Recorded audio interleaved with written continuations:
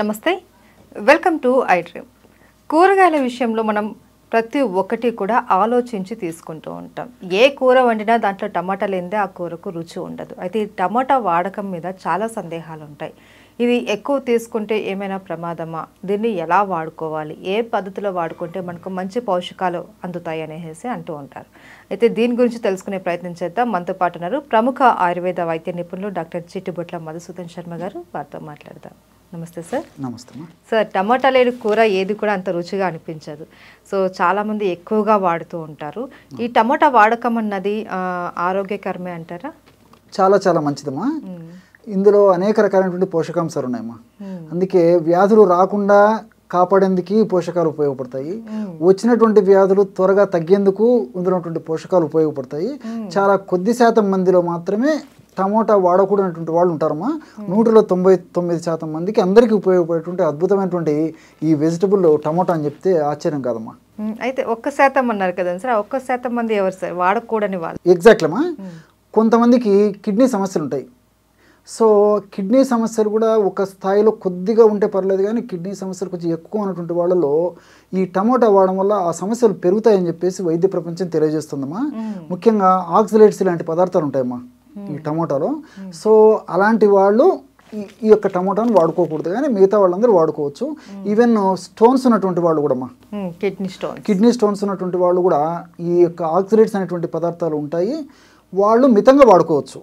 రెండవది ఏంటంటే ఈ టమోటాని అలాగే వాడితే ఆక్సిలేట్స్ ఇబ్బంది పెట్టేటువంటి పరిస్థితి ఏర్పడుతుంది, కానీ ఎప్పుడైతే టమోటాను మనం వండుతామో ఆక్సిలేట్స్ 90% తగ్గిపోతాయమ్మా. కాబట్టి కిడ్నీ స్టోన్స్ ఉన్నటువంటి పేషెంట్లు కూడా టమోటాను వండి కొద్ది ప్రమాణంలో వాడుకోవడం వల్ల ఏం కాదమ్మా. కాబట్టి అలాగే పచ్చిగా తినడం మంచిది కాదు. ఇదమ్మా. అయితే సార్, కొంతమంది కాంబినేషన్స్లో వాడకూడదు అని చెప్పి అంటూ ఉంటారు. అది నిజమేనా సార్? పాలకూర టమోటా ఇట్లా కాంబినేషన్స్ అన్నవి హెల్త్కు మంచిది కాదు అని? అదే మా చాలా మందికి అలాంటి అభిప్రాయం ఉందమ్మా. టమోటాలో ఉన్నటువంటి ఈ ఆక్సిలేట్స్, తర్వాత ఈ పాలకూరలో ఉన్నటువంటి కొన్ని రకాలైన కెమికల్స్, ఈ రెండు కలవడం వల్ల అంటే కాల్షియం, ఇలాంటివి కాల్షియం ఆక్సిలేట్స్ అని చెప్పేసి తయారవుతాయి. ఇవి మంచిది కాదని చెప్తారమ్మా. కాబట్టి ఈ ఉడకబెట్టడం వల్ల చెడు దోషం పోతుందమ్మా.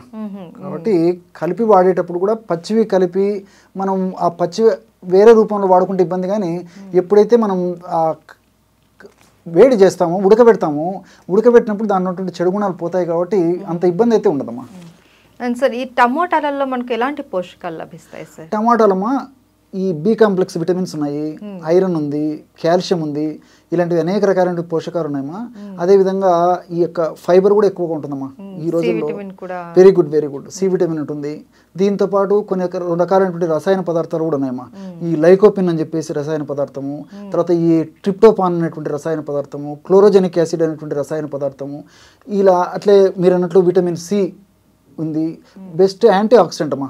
అంటే శరీరంలో ఉన్నటువంటి కణజాలను ఆరోగ్యవంతంగా ఉంచేందుకు కూడా ఇలాంటి అనేక రసాయన పదార్థాలు ఉపయోగపడతాయి. కాబట్టి దాన్ని బెస్ట్ యాంటీ ఆక్సిడెంట్గా చెప్తారమ్మా. అదేవిధంగా కెరటనాయిడ్స్ అనేటివి కూడా ఉన్నాయమ్మా. ఇవన్నీ కూడా ప్రత్యక్షంగా పరోక్షంగా మన ఆరోగ్యానికి చాలా సహకారిగా ఉంటాయమ్మా. ఓకే. అయితే సార్, మనం ఈ మధ్య ఎక్కడైనా ఫాస్ట్ ఫుడ్ సెంటర్స్కి వెళ్ళినా, లేకంటే పిజ్జా బర్గర్స్ ఇలాంటివి ఏమైనా తిన్నా దాని కాంబినేషన్ మనకు ఈ టమాటా కెచప్ అన్నది ఎక్కువ ఇస్తూ ఉంటాయి, టమాటా సాస్ ఇవి. అలా వాడటం మంచిదే అంటారా? అలా వాడటం వల్ల ఏమైనా ఎఫెక్ట్స్ ఉంటాయా?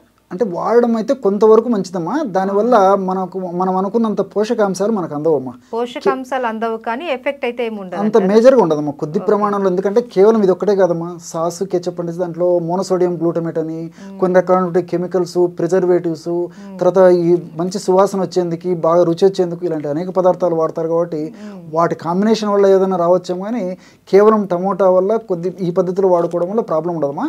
కానీ లైకోపిన్ అనేటువంటి పదార్థము ఈ సాస్ కెచప్లో వాడతారు. కాబట్టి ఆ పదార్థం నిల్వ ఉంచితే తగ్గిపోతుందమ్మా. ఉడికించడం వల్ల ఆ యొక్క పదార్థం యొక్క గుణం పెరుగుతుందమ్మా, లైకోపిన్. కాబట్టి ఇక్కడ మరొక విషయం కూడా నాకు గుర్తొస్తుందమ్మా. ఇందులో లైకోపిన్ ఎక్కువగా ఉంటుంది అని చెప్పుకున్నాం. ఆ లైకోపిన్ కూడా టమోటా ఈ తొక్క ఉంటుంది కదమ్మా, ఆ తొక్కలో లైకోపిన్ శాతం ఎక్కువ ఉంటుందమ్మా. చాలామంది తెలియక పైన తొక్కను తీసేసి లోపల గుజ్జున ఆహార పదార్థాలు వాడుకుంటుంటారు. అది కూడా నేను గమనించాను. కాబట్టి ఆ టమోటా పళ్ళు వాడుకునేటువంటి వాళ్ళు తొక్కతో సహా వాడుకోవాలమ్మా. అప్పుడే దాంట్లో ఉన్నటువంటి లైకోపిన్ సమృద్ధిగా మనకు అందుతుంది. దానివల్ల అనేక రకాలైనటువంటి జబ్బులు కూడా తగ్గిపోతాయి, అనేక రకాలైనటువంటి జబ్బులు రాకుండా ఉంటాయమ్మా. ఇప్పుడు లైకోపిన్ అనేసరికి నాకు మరొక విషయం కూడా గుర్తొస్తుందమ్మా. మన శరీరంలో చర్మం కింద కొలాజన్ అనేటువంటి ఒక మెష్ ఉంటుందమ్మా. ఆ కొలాజన్ బాగా దృఢంగా ఉన్నప్పుడే చర్మం ముడతలు పోవడం కానీ స్ట్రెచ్ మార్క్స్ రావడం కానీ జరగదమ్మా. ఈ కొలాజన్ను ఎప్పుడైతే దృఢంగా ఉండదో చర్మం ముడతలు పోవడము, చిన్న వయసులోనే వృద్ధాప్య లక్షణాలు రావడము, అదేవిధంగా స్ట్రెచ్ మార్క్స్ రావడము ఇవన్నీ జరుగుతాయమ్మా. మనం టమోటాను రోజు వాడుకోవడం వల్ల అవి రావు, లైకోపిన్ పెరుగుతుంది, లైకోపిన్ దృఢంగా ఉంచుతుంది అనమాట. చాలా మంది తెలియదు. రెండవది ఏంటంటే ఈ యొక్క టమోటాలో ఉన్నటువంటి ఈ లైకోపిన్ను కంటిలో ఉన్నటువంటి రెటినాను ఆరోగ్యవంతంగా చేస్తుందమ్మా. అంటే రెటినాకు సంబంధించినటువంటి ఇబ్బందులు రాకుండా కూడా ఉంటాయి. మూడవది ఏమంటే ఎముకలకు చాలా బలంగా పనిచేస్తుందమ్మా. ఎందుకంటే ఎముకల్లో మనకి కాల్షియం ప్రధానంగా ఉండవలసినటువంటి పదార్థం. ఈ టమోటాను మనం ఈ పద్ధతిలో వాడుకోవడం వల్ల టమోటాలో ఉన్నటువంటి ఈ లైకోపిన్ను కాల్షియంను ఎముకలకు ఎక్కువగా పోయేటట్టు చేస్తున్నామా. మన దేహంలో మనం తీసుకున్నటువంటి ఆహార పదార్థాలు ఉన్నటువంటి కాల్షియం ఏదైతే ఉందో ఆ కాల్షియంను ఎముకలకు బాగా అందేటట్లు లైకోపిన్ ఉపయోగపడుతుంది అనమాట. రెండవది ఏంటంటే కొన్ని అనారోగ్య పరిస్థితుల్లో ఎముకల నుంచి కాల్షియం బయటకు రావడం వల్ల కొన్ని రకాలైన సమస్యలు వస్తాయి. ఉదాహరణకు ఆస్టియోపోరోసిస్.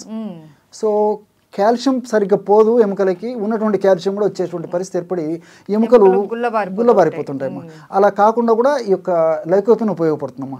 అంతేకాకుండా కొన్ని రకాలైనటువంటి క్యాన్సర్స్ రాకుండా కూడా ఈ యొక్క లైకోపిన్ ఉపయోగపడుతుంది. కొన్ని రకాలైనటువంటి గుండె జబ్బులు రాకుండా కూడా ఈ లైకోపిన్ ఉపయోగపడుతుంది. కాబట్టి నిత్య జీవితంలో ఆహార విధి విధానంలో భాగంగా ఈ యొక్క టమోటాను వాడుకోవడం వల్ల అనేక రకాలైన ఉపయోగాలు ఉంటాయమ్మా. అయితే డాక్టర్ గారు చెప్పారు టమాటా తీసుకుంటే ఇన్ని లాభాలు ఉన్నాయనేసి కొంతమంది ఓవర్గా తీసుకుంటూ ఉంటారు. ఇలా ఓవర్గా తీసుకోవడం మంచిదేనా? మంచిది కదమ్మా, అతి సర్వత్ర వర్జయతమ్మా. ఏదైనా చెప్పాను కదమ్మా. ఇది కూడా ఏంటంటే కొన్ని రకాలైనటువంటి ఈ జీర్ణాశయ సంబంధించినటువంటి ఇబ్బందులు కలుగజేసి దానివల్ల కొన్ని ఇబ్బందులు కలుగుతాయమ్మా. కాబట్టి మితంగా తీసుకోవచ్చు, తరచుగా లేకపోతే రెగ్యులర్గా తీసుకున్నా. నేను ఇంతకుముందే చెప్పాను కదమ్మా 99% అందరూ వాడుకోవచ్చు. కాబట్టి మితంగా వాడుకోవచ్చు. రెండోది ఏంటంటే మేము నిత్య జీవితంలో మా ప్రాక్టీస్లో కూడా గమనిస్తుంటామమ్మా. ఈ రోజుల్లో వెయిట్ అవును, ఎగ్జాక్ట్లీ అదే అడుగుదామని అనుకుంటున్నాను. వెయిట్ తగ్గాలి అనుకున్న వాళ్ళు మేము టమాటా తినచ్చా అనే క్వశ్చన్ వస్తూ ఉంటుంది. అవునమ్మా, చాలా మంది మమ్మల్ని అడుగుతుంటారమ్మా. టమోటాలో క్యాలరీస్ చాలా తక్కువమ్మా. అంటే 100 గ్రాముల టమోటా పళ్ళు తీసుకుంటే 18 క్యాలరీస్. మీరు ఎక్కువ తీసుకుని ఏం కాదమ్మా. టమోటా పండు అంటే పరిమితికి మించి అంటే ఎక్కువ అంటే మరీ ఎక్కువ కాకుండా రెగ్యులర్గా వాడుకున్నా, మీకు కావాల్సినంత పద్ధతిలో వాడుకున్నా దానివల్ల క్యాలరీస్ చాలా చాలా తక్కువ. కాబట్టి కడుపు నిండిన భావన కలుగుతుంది, శరీరానికి పోషకాలు అందుతాయి, పరోక్షంగా వెయిట్ తగ్గేందుకు కూడా ఈ యొక్క ఫ్యాట్ను కరిగించేందుకు కూడా ఉపయోగపడుతుందమ్మా. ఇప్పుడు నాకు మీరు క్వశ్చన్ అడిగేసరికి నాకు మరొక విషయం కూడా గుర్తొస్తుందమ్మా. ఈ లైకోపిన్ గురించి చెప్పాం కదమ్మా. ఇందులో ట్రిప్టోపాన్ అని చెప్పేసి ఒక అమినో యాసిడ్ ఉంటుందమ్మా. ఈ ట్రిప్టోపాన్ అనేటువంటి అమినో యాసిడ్ ఉన్నటువంటి టమోటాను మనం వాడుకోవడం వల్ల చక్కటి నిద్ర మన సొంతం అవుతుంది. ఈ రోజుల్లో నిద్రలేమి సమస్యతో బాధపడేటువంటి వాళ్ళు చాలా మంది ఉన్నారమ్మా. కేవలం ఆహార పదార్థాలు ఉన్నటువంటి దీన్ని మనం ఈ విధంగా సద్వినియోగం చేసుకుంటే మంచి నిద్ర వచ్చేటువంటి అవకాశం ఉంటుంది. అదేవిధంగా ఈ క్లోరోజెనిక్ యాసిడ్ అనేటువంటి పదార్థం ఉంది కదమ్మా. ఇదేం చేస్తుందంటే రక్తనాళాలను వ్యాకోచింపజేసేసి బీపీ తగ్గేందుకు ఉపయోగపడుతుంది, బీపీ రాకుండా ఉపయోగపడుతుందమ్మా ఈ క్లోరోజెనిక్ యాసిడ్. అదేవిధంగా కెరటనాయిడ్స్ ఉన్నాయని చెప్పాను కదమ్మా. ఈ కెరటనాయిడ్స్ అనేటువంటి రసాయన పదార్థాల గుణం ఏమిటంటే ముఖ్యంగా స్త్రీలలో బ్రెస్ట్ క్యాన్సర్ రాకుండా ఇవి ప్రివెంట్ చేస్తాయమ్మా. చూడమ్మా, మనం వెయిట్ గురించి మాట్లాడుకుంటే ఎన్ని లాభాలు ఉన్నాయి చూడమ్మా. సో ఇవన్నీ కూడా మల్టీ బెనిఫిట్స్ ఉంటాయి. అన్ని బెనిఫిట్స్ అనే తప్ప సైడ్ ప్రాబ్లమ్స్ అయితే ఉండవమ్మా. కాబట్టి మనం పద్ధతి ప్రకారం సద్వినియోగం చేసుకోవడం వల్ల మన దేహానికి అన్ని రకాలుగా ఉపయోగం ఉంటుంది తప్ప చాలా వరకు 100% భాగాలు దీనివల్ల హాని అయితే ఉండదమ్మా. Thank you so much sir. నమస్తే.